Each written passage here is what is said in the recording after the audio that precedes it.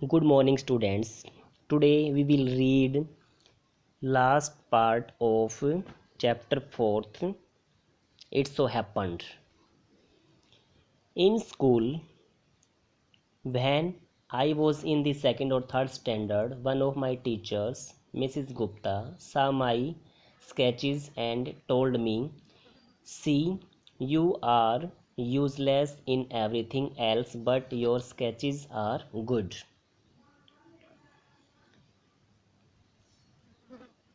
School में जब मैं दूसरी या तीसरी कक्षा में था, एक अध्यापिका मिसिस गुप्ता ने मेरी चित्रकारी देखी और मुझे बताया, देखो, तुम और सब चीज़ों में बेकार हो, लेकिन तुम्हारे चित्र काफ़ी अच्छे हैं। When you grow up, you become an architect. जब तुम बड़े हो जाओगे तो एक शिल्पकार बनोगे। I did not know at the time, but she was right. मैं उस समय यह नहीं जानता था, लेकिन वह बिल्कुल सही थी। Later, after I became an architect, I went back to meet her and tell her. बाद में मैं एक शिल्पकार बनने के बाद उससे मिलने गया और उसे शिल्पकार बनने के बारे में मैंने बताया। BR, why you do think you did not like studies? तुम क्यों सोचते हो कि तुम पढ़ाई को पसंद नहीं करते थे? Was it because you felt you could not cope, could not deal with the curriculum? क्या यही कारण था कि तुम महसूस करते थे कि तुम इसकी व्यवस्था नहीं कर सकते थे? क्या तुम पाठ्यक्रम को व्यवस्थित नहीं कर सकते थे? HC, I was very bad at languages. मैं भाषाओं के ज्ञान में बहुत ही बुरा था, मीन्स मुझे भाषाओं का ज्ञान बहुत ही कम था। Science and geography I could deal with, maths was very bad. विज्ञान और ज्योग्राफी को मैं व्यवस्थित कर लेता था, लेकिन मैथ्स भी मेरे लिए बुरा था। I just was not interested, मेरी कोई भी रुचि नहीं थी इनको पढ़ने में। I was studying for the sake of studying, मैं अध्ययन के लिए पढ़ रहा था, बस केवल यूँ था कि मुझे पढ़ना है इसलिए मैं पढ़ता था। What they taught me today I would forget after 2 days, जो भी कुछ मैं आज सीखता था उसे 2 दिन के बाद भूल जाता था। I would not bother because there was no application of mind there to begin with, मुझे कोई पीड़ा नहीं होती थी क्योंकि इसे शुरू करने के लिए दिमाग का प्रयोग नहीं होता था। BR, did you think that what they taught in school was boring, or did you feel that once you understood the concept of what was being taught, you lost interest in the rest of the lesson? क्या तुम सोचते हो कि जो तुम school के दिनों में सीखते थे वह नीरस था, या क्या तुम महसूस करते थे कि तुम एक बार पढ़ाए जा रहे पाठ के आशय को समझ लेते थे और बाकी पाठ में रुचि को खो देते थे? HC, living in A boarding school is difficult, boarding school में रहना बहुत ही कठिन होता है, जिनको हम आवासीय स्कूल बोलते हैं। वहीं पर रहना, वहीं पर पढ़ना, घर नहीं आना। We were just living from day to day, हम रोज़ाना स्कूल जाया करते थे। Nowadays there are so many tests, इन दिनों बहुत सी परीक्षाएं होती हैं। Back then whenever we had tests we used to just copy, पीछे तक हम जब भी परीक्षाएं देते थे नकल किया करते थे। The teacher thought that we had done our work, और टीचर सोचते थे कि हमने अपना कार्य खुद किया है। BR, there is contention that giftedness and learning disabilities go hand in hand.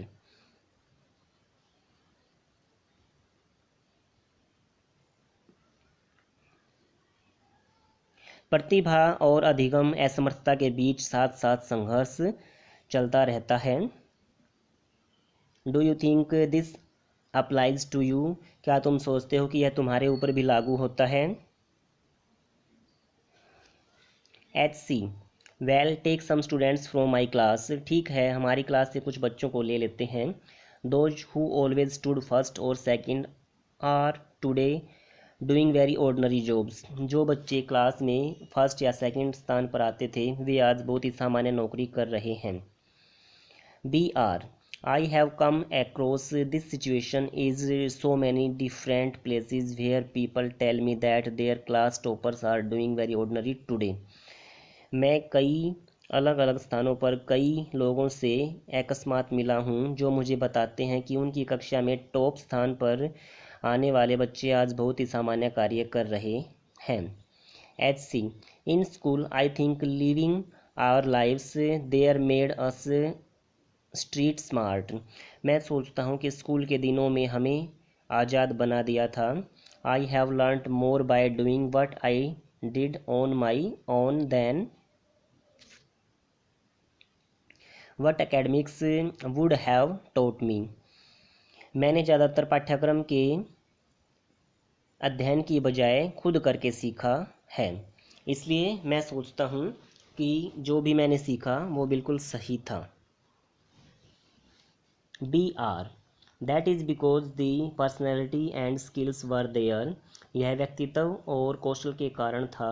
You are able to find expression in a manner you were comfortable with and you defied every rule so that nobody would stop you from doing what you needed to do.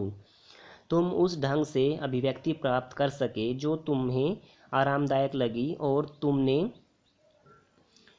प्रत्येक नियम को तोड़ दिया ताकि तुम्हें उस कार्य को करने से कोई भी न रोक सके जिसे करने की तुम आवश्यकता समझते थे।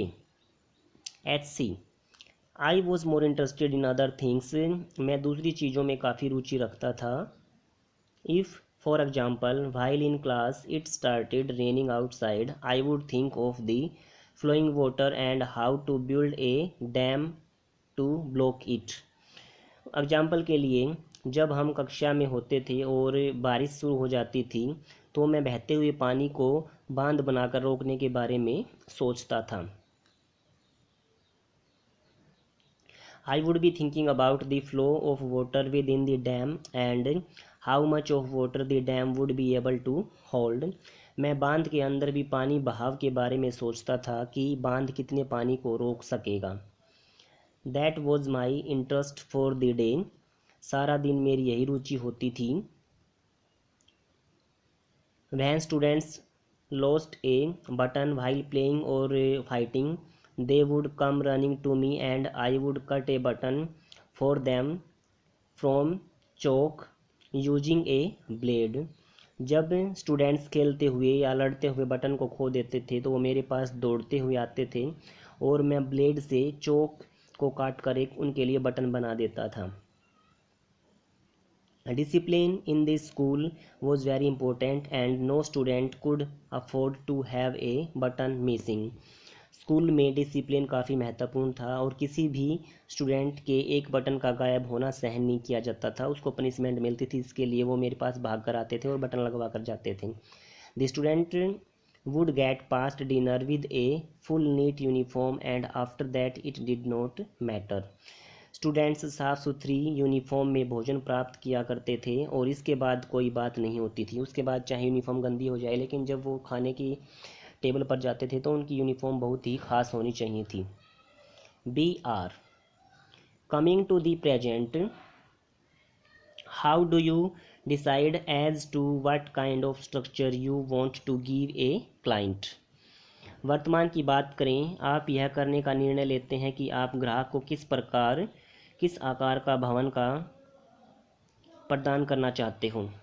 HC I look at the client's face, his clothes, the way of talks and pronounce, the way he eats, and I would know what his taste would be like. मैं ग्राहक का चेहरा, उसके कपड़े, उसके बात करने और उच्चारण का ढंग और उसके खाने के ढंग को देखता हूँ और मैं यह जान जाता हूँ कि उसकी रुचि कैसी होगी, उसका किस तरह का इंटरेस्ट है। I can relate to people in a way that would be comfortable. मैं लोगों को ऐसे रास्ते से जोड़ सकता हूँ जो उनके लिए आरामदायक हो। I sketch very spontaneously on a paper on the spot. मैं उसी क्षण एक कागज़ पर सहजता से रेखांकित कर देता हूँ। That paper I give to my people in the office. मैं यह कागज़ अपने ऑफिस के लोगों को दे देता हूँ। B R you do it instinctively. तुम स्वाभाविक रूप से ऐसा करते हो।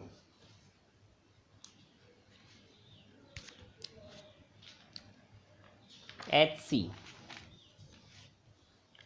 कॉल इट इंस्टिंक्ट, इसे स्वाभाविक प्रकृति, कॉल इट अर्थमेटिक या फिर अंकगणित भी कह सकते हो। वट एवर, जो आप कहना चाहो। Now it comes to me like mathematics. अब मेरे लिए यह गणित की तरह है। Putting design, construction, psychology and sociology together and making a sketch from all that is mathematics। योजना, रचना, मनोविज्ञान और समाजशास्त्र सभी को इकट्ठा करना और इन सब के एक चित्र बनाना भवन आदि का एक गणित है। ये एक गणित के उसमें आता है, अंडर आता है। Here we almost come to a full circle where Mr. Contractor has derived his own interpretation of mathematics, taking it from a subject he hated to a subject he now loves dealing with। यहाँ हम लगभग उस प्रभाव क्षेत्र पर आते हैं जहाँ मिस्टर कॉन्ट्रैक्टर ने गणित की अपनी व्याख्या की है, इसी विषय से लेते हुए जिससे वह नफरत करता था पहले कभी, और अब इसमें व्यवस्थित करना उसको अच्छा लगता है। अब उसको कैलकुलेशंस करना बड़ा अच्छा लगता है और वो डिज़ाइंस बनाता है, और डिज़ाइंस बनाता है तो मैथ की सबसे ज़्यादा ज़रूरत पड़ती है। इसलिए अगर हम चाहें तो कभी भी अपने फ्यूचर को चेंज कर सकते हैं और आगे बढ़ सकते हैं।